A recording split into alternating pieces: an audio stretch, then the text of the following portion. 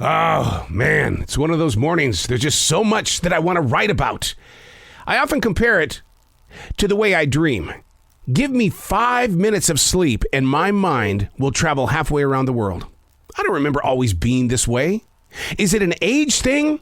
Of course, I had to do some research and it shows, no, dude. Aging people do wake up a lot more, which allows us to remember what we were dreaming. But really, we're not dreaming more as we age. It does seem like I'm dreaming more, but the thing is that as an aging person, we have less REM, rapid eye movement. Now, believe it or not, the people who dream the most, those that are born in the first 2 weeks of life, because their mind is being created. I just don't remember being this active with my dreams. I can feel like I've been out for like 3 hours. I look at the clock, it's only been 5 minutes. The same is true about my daily writing. I have 5 different journals going on at the same exact time, and none of them have anything to do with each other. And I know I am not alone in this. Your mind is just as active, but are you listening to what your mind is planting? I happen to trust my open ways of thinking until I wake up and take note of what I posted last night on social media. Do you do that? You're so consumed by what is going on in your presence of right now, this is late at night, that you go to social media, you post something, and then when you wake up the next morning, you're going, oh my God, that was a little bit too revealing. So I take it off. I always tell people the best time to be on my Facebook page is at night because I do cross the line. I do go into areas that offer change and challenge. Not offensively. I don't do that. It's just I have an open thought that I like to share and then people react to it. Hey, it's Arrow. This is The Daily Mess, a chronological walk through an everyday world. I am a daily writer. I like planting thoughts because the reactions that I get from you are that of, oh my God, I never even thought about that. Or, hey, I was just thinking about that the other day. How can we be on the same page? It's like a joke. How does it get from the West Coast to the East Coast? And we're all laughing in the middle. This is The Daily Mess. Getting lost in a thought. Putting too much interest into something that's very, very tiny. I struggle with people getting to see my side of the story.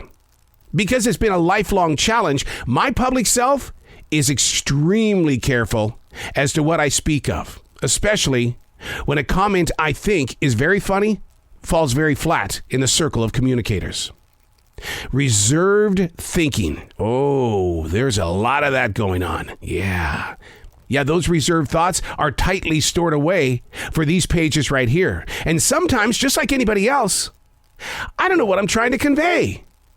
When you have to explain a thought to yourself, or you come back to it, and none of it makes sense. It's how I do what I do. Accepting your self-weirdness. That is the subject today. Accepting your self-weirdness. Look that up on social media. You're going to find out that being weird, we're not alone. There are several books of motivation focused 100% on accepting your weirdness. I'm a daily writer. I agreed to disagree and fully accept my thoughts. No matter how lost I get, and I'm the one that put it on the page, it doesn't matter. I accept being weird. I did an album back in 2002 filled with some of the craziest music. And the name of the album was They Think I'm Weird, So I Proved It. So this isn't anything new to my journey. Being weird is what I am. And each day that goes by, it's not that I step out there to say, I'm weird. I just go, hey, I'm going to think about some things that are kind of odd, but you don't have to accept me, nor do I have to accept me. But, I agreed to disagree, and I fully accept that I'm just weird. And it puts you in a place of, you know what? I can grow with this because from weird comes a new idea. People can be challenged and changed in ways that inspire them to be more open.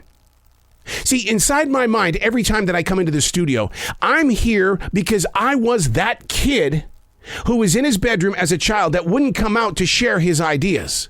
because I knew it was safe. To put yourself in a public place where you unlock your imagination, it takes all that you think is weird and it gives it sunshine. Fruit is then grown to which you can share. And although that fruit may look weird and taste weird, you're probably still going to find it at a grocery store. Because I don't know if you've been to an international store before, but my God, I have the greatest time looking at the craziest, most oddball fruit on the planet. And every piece of fruit that I pick up, I go, this is my weird. I'm Errol, and that's the Daily Mess.